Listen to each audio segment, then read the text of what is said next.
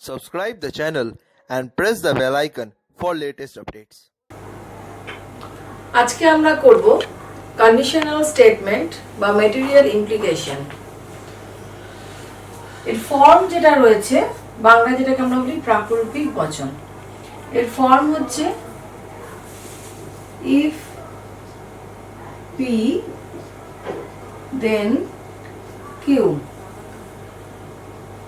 যদি p তবে q।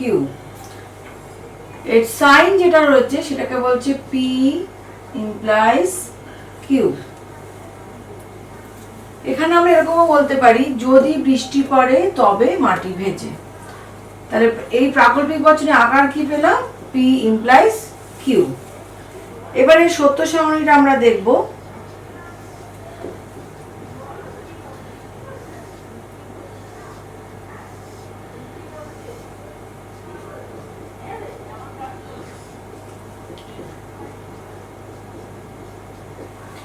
এই প্রাকল্পিক বচন একটা কন্ডিশনে মিথ্যা হয়, সেটা হচ্ছে টি এফ এ এফ। যদি এটাকে বলে পূর্বগ, এটাকে বলে অনুগ। পূর্বগ যদি সত্য হয় বা অনুগ যদি মিথ্যা হয় তবেই বচনটি মিথ্যা হবে, অন্যথায় সব ক্ষেত্রে সত্য। তাহলে প্রাকল্পিক বচন কখন মিথ্যা হচ্ছে? যখন তার পূর্বগ সত্য এবং অনুগ মিথ্যা। এই একটা কন্ডিশনে আমাদের মাথায় রাখতে হবে। এখন এর উপর বেস করে কি ধরনের কোশ্চেন আসে দেখো। আইএম কপির বইতে যে এক্সারসাইজটা আমরা আগের দিন করেছিলাম তারপরেই যেটা রয়েছে সেখানে রয়েছে উপরে দেখো একটা এক্সারসাইজ রয়েছে যাতে আমরা 25টা দেওয়া আছে, তার মধ্যে থেকে আমি 1 নম্বর আর 9 নম্বরটা আজকে করাবো।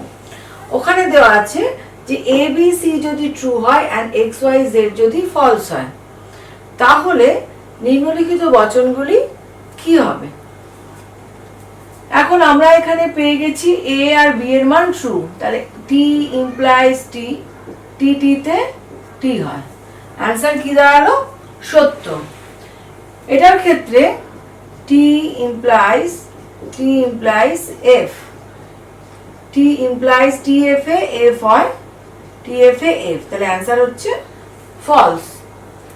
তাহলে আমরা কি পেলাম? এই দুটো বচনের 1 নম্বরটা পেলাম সত্য এবং 9 নম্বর হচ্ছে মিথ্যা।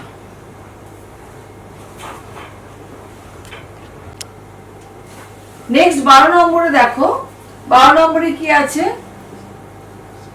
এ হচ্ছে টি ইমপ্লাই এক্স, এক্স এর ভ্যালু হচ্ছে এফ, এফ নিলাম, ইমপ্লাইজ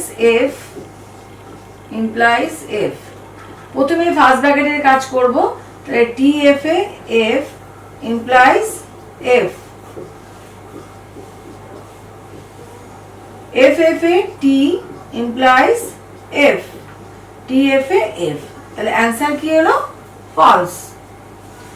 এরপরটা দেখো, y এর value f implies t implies f implies f, ft তে t implies f implies f, tf এ f ইমপ্লাইজ f, ff এ t। তাহলে 12 নম্বরে কি বেরোলো? ফলস। আর 16 নম্বরে কি এলো? ট্রু। এই এক্সারসাইজেরই রিলেটেড আরেকটা পার্ট রয়েছে যেখানে দেখো দেওয়া রয়েছে এ বি সত্য, এক্স ওয়াই মিথ্যা, কিন্তু পি কিউ এর ভ্যালু আমাদের জানা নেই, পি কিউ রয়েছে আননোন। এগুলোর ক্ষেত্রে আমরা কিভাবে করব? এখানে A B true and xy false, pq আমরা জানি না, তাহলে কিভাবে করব? দেখো ওই এক্সারসাইজেরই 1 নম্বরে রয়েছে p implies a, p implies a যখন রয়েছে, p একা রয়েছে, তাহলে আমি টেবিল করব p a, p implies a। p যখন একা আছে তখন দুটো সারি হবে tf, tt, tt তে t, ft তে t, তাহলে কি দাঁড়ালো? অ্যান্সার হচ্ছে সত্য। এই টেবিলটাতে অ্যান্সার এলো কি সত্য। পি যেহেতু একা আছে তাই জন্য এখানে দুটো সারি হবে, একটা টি একটা এফ। আর এর ভ্যালু দুটোই টি হলো কেন না, এর ভ্যালু দেওয়াই আছে টি। এবারে 9 নম্বরটা দেখো। 9 নম্বরে কি আছে, পি এক্স ওয়াই, ফার্স্ট ব্র্যাকেটে রয়েছে পি ডট এক্স, তারপরে রয়েছে P dot X implies Y. P যেহেতু একা আছে তাই দুটো সারি হবে, কি দাঁড়ালো টি এফ। এক্স এর ভ্যালু হচ্ছে এফ, ওয়াই ও এফ। এখানে চেয়েছে পি ডট এক্স, তাহলে এই দুটোর মধ্যে কার কাজ হবে, ডটের।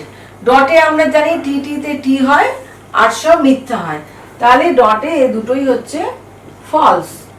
এর পরের স্টেপে বলেছে P dot X implies Y, তাহলে পি ডট এক্স এর সাথে ওয়াই এর ইমপ্লিকেশনের কাজ হবে। তাহলে এফ এফ এ টি, এফ এফ এ টি, তাহলে অ্যান্সার কি বেরোলো, সত্য।